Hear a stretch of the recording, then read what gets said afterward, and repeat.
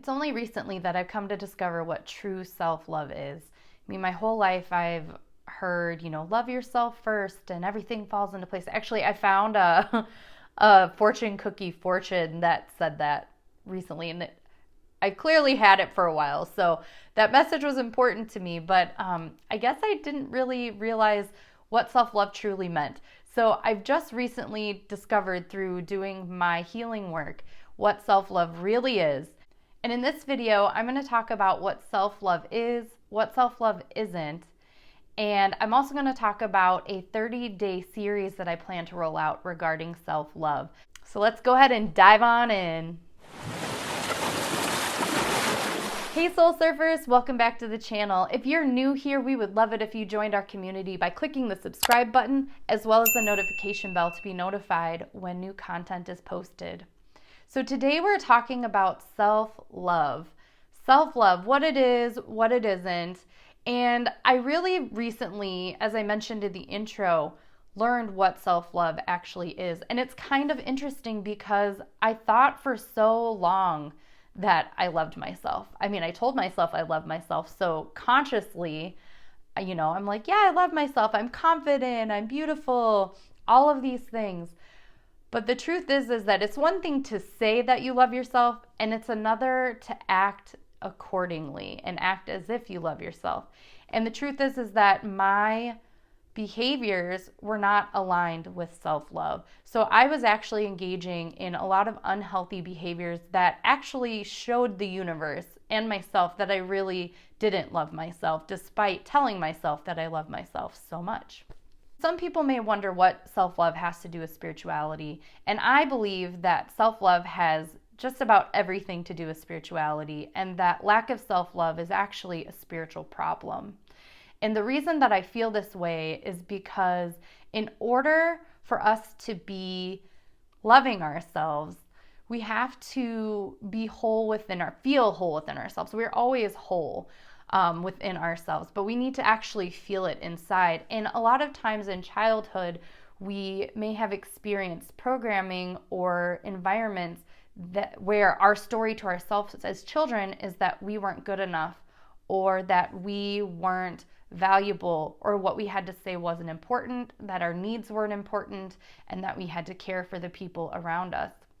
So in order to return to our self-love and remember our wholeness and know that we are love within ourselves always, we have to get in touch with our spirituality and mend that part of our spirit that has been fragmented or taken from us, where the story is that we were not good enough, we did not matter.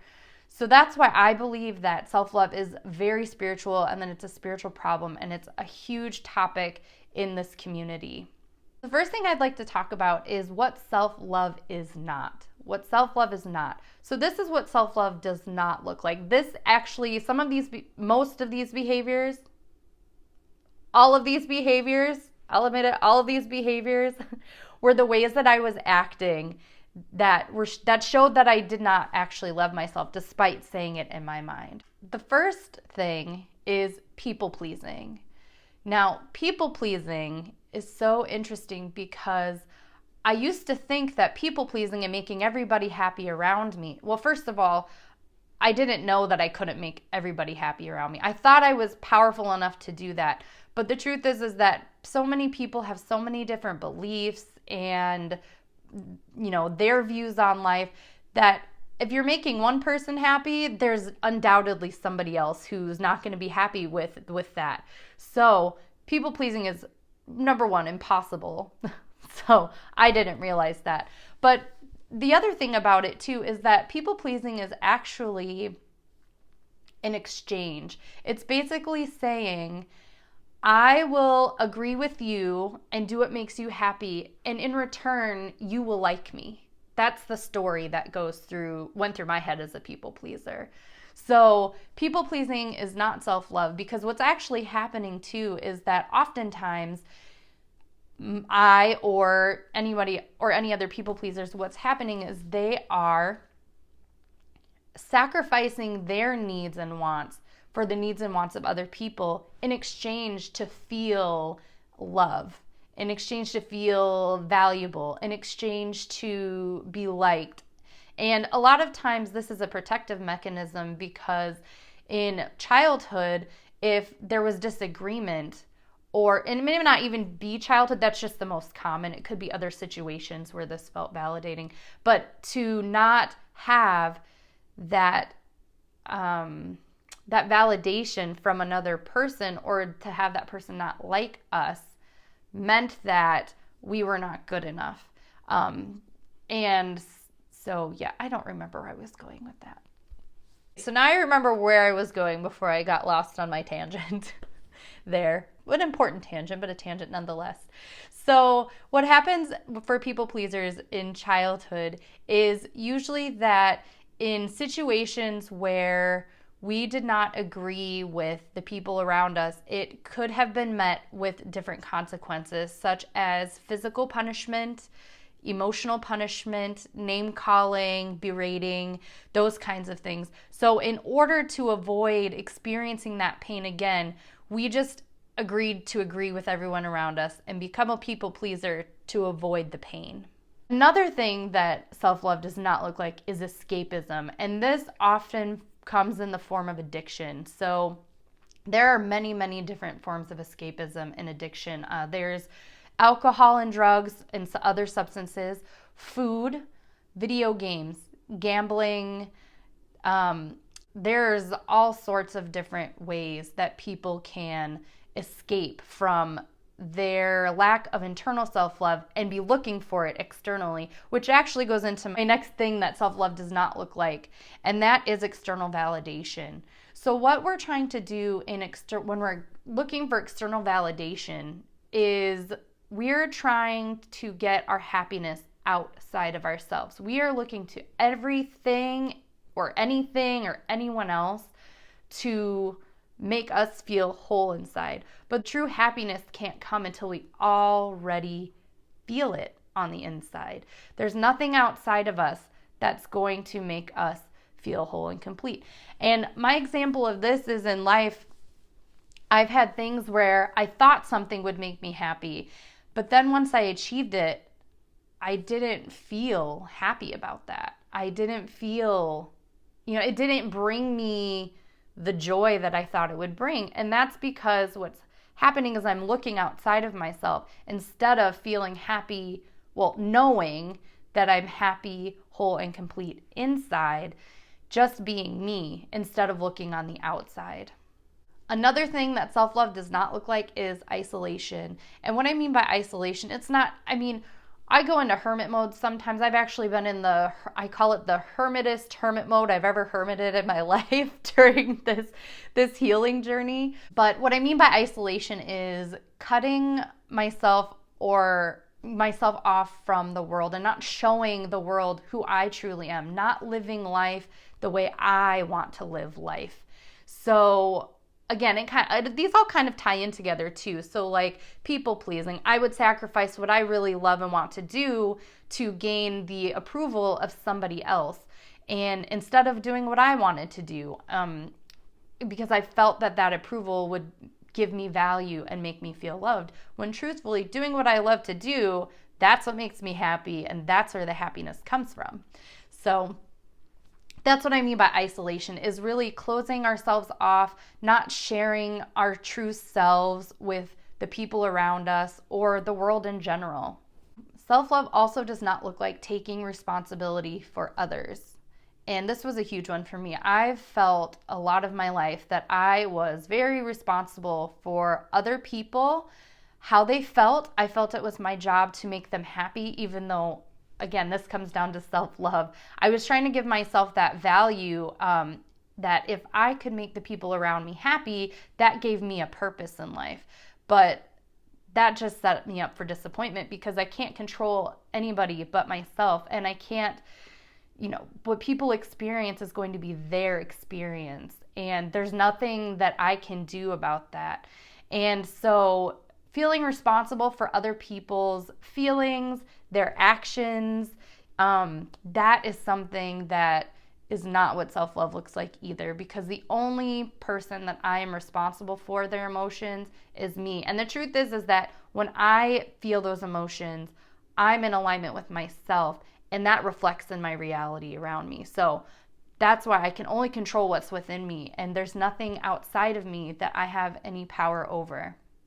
And the last one I'll talk about today, what self-love does not look like, is negative self-talk. And this is probably pretty obvious, but I think the big thing here is to realize that there's a lot of negative self-talk that is kind of hidden into the things that we say. We don't even realize it. We're not blatantly going around saying, I hate myself, I'm awful, I'm this and that. That certainly can happen, but a lot of it is underlying. It's underlying negative self-talk. When we say things like, I can't do it, that is an underlying tone of, I am not good enough. That's an underlying tone of, I'm not worthy to do this. So negative self-talk, just be very mindful. That's why a lot of times I have friends or family that can point out the negative self-talk that I'm doing because it's so unconscious. It's that programming and that story I've been telling myself since I was a child. In my situation, again, it doesn't have to be in childhood. That's typically where we get a lot of our programming from our environment. But there can certainly be other events in our lives where we take on that meaning or that negative self-talk. Now that I've talked about what self-love does not look like, let's talk about what self-love does look like. Self-love is honoring your feelings, feeling your feelings. This is the contrast of escapism. So oftentimes when we're looking to escape into addiction, we're trying to cover up a feeling or an emotion, oftentimes because we're taught that emotions and feelings are bad, although there's no such thing as bad or good. It's just, emotions just are. They're guidance for our system. If we're feeling a negative emotion, that means that something's not in alignment. So really honoring your feelings is a form of self-acceptance. And allowing those emotions to come out, be felt, and released is a very healthy way. And that is a real big key to self-love. So instead of burying those feelings with some outside factor, some form of escapism, it's important to feel the feelings, let them come, and it's not bad. It is healthy. And then you can find the feeling that you're looking for. Another thing that self-love looks like and is healthy boundaries. And this is expressing your needs and wants in a healthy, appropriate way. And also making sure that people are not crossing those boundaries. If you set a boundary, let it be truth and follow through on the, I don't want to say consequence, but I guess you could say that, on what your decision will be or action you will, there we go, that's better, action you will take if that boundary is crossed. And it's up to you what these boundaries look like, and it's up to you what action you want to take in response to someone crossing your boundaries. So an example of a boundary would be, if you call me a mean name, I will leave this room. So just making sure that if a person crosses that boundary and then calls you a mean name, that you actually take the action and leave the room. Because the more that we go back on those boundaries and don't follow through, the more permission it gives people to continue to break those boundaries. So healthy boundaries is definitely self-love. It's how you'll get your needs met and your wants met. And if they're not getting met, then it will show you the next actionable thing you can do so that you can be aligned with getting your needs and wants met. Another thing that self-love is following your passion, doing what you love, whatever makes you happy. Following your happiness is self-love, because again, self-love comes from within. It can't be an external factor. So if we're doing what we love and we're creating things that we love and we're just out doing things and feeling really good, that is self-love, because that's actually going to bring us the things that we're truly looking for. And with external validation, we oftentimes look outside of ourselves thinking those things will make us happy. But the truth is that if we're doing the things we love that make us happy, those things that we are seeking will actually come to us. So that is a big key secret there too. And that is definitely what self-love looks like. Having fun, doing what makes you smile, very, authentically and genuinely, which actually brings me into my next what self-love looks like, and that is authenticity. It looks like sharing your emotion. Again, this goes with honoring your feelings. It looks like telling your story, talking to somebody, a friend, giving love unconditionally, receiving love unconditionally. I often found that when I would receive a compliment, this was big for me. When I would receive a compliment, I immediately would say, "Oh, you too," or find something to compliment the other person about. And what I really was doing was deflecting the love that was coming to me. Instead of accepting it, I was immediately, the programming in my brain, my subconscious was saying, "Oh, you don't deserve that compliment, so you need to tell them something as well, because that's the way this works." But that's not necessarily true. So being authentic and loving yourself and showing the world the real you, and again, giving the love. I mean, I'm not saying don't give compliments out to people, but really if someone gives you a compliment, take time. Try taking time to say thank you instead of immediately having to bounce something back.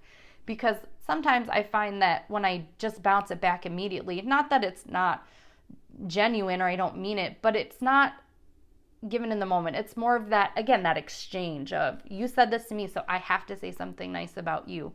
And it doesn't mean that if I don't give that compliment back, that I don't think nice things about the person. But I also need to accept the love that comes to me and just be with it and allow it and feel it and see that is being reflected back to me. So authenticity is huge. This definitely goes in with following your passion, following your creation, and listening to your heart and following your opinions and what you want to do despite what other people think. That's another thing that self-love looks like. Not giving an F about what other people think. And these are things that I'm still working on, because I still get that little voice that is like, "Oh, what will people think if you post this video? Oh, what will people think if you say this?" But I'm slowly working through those fears and just saying what I have to say and what I believe to be true, and it's my experience. And the people that align with it and resonate with it, they're going to come into my life, and the people that don't, they're going to fall away. And that is okay, because I want to live an authentic life where I am aligned with the people and the purpose and the values that I truly believe, because that's what's going to make me happy. So instead of taking my external environment and trying to fit it around me, what I'm doing is living my life, and my environment around me will change. And the universe, higher power, whatever you'd like to call it, will bring the right people to me that's in line with that authenticity. So there we have. I've talked about what self-love looks like, what self-love doesn't look like. Again, there are more examples, but those are the ones that came to mind and that I considered the biggest ones right now.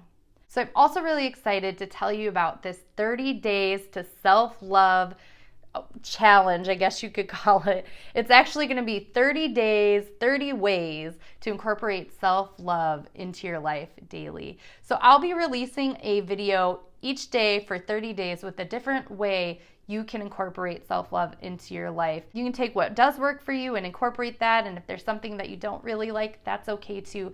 These are just things that I've incorporated into my life, and I feel so much happier and so much more joy as a result of including these things in my life. And I've definitely felt more self-love than I've ever felt before. So I'm really, really excited to share that series with you when I get that filmed and posted.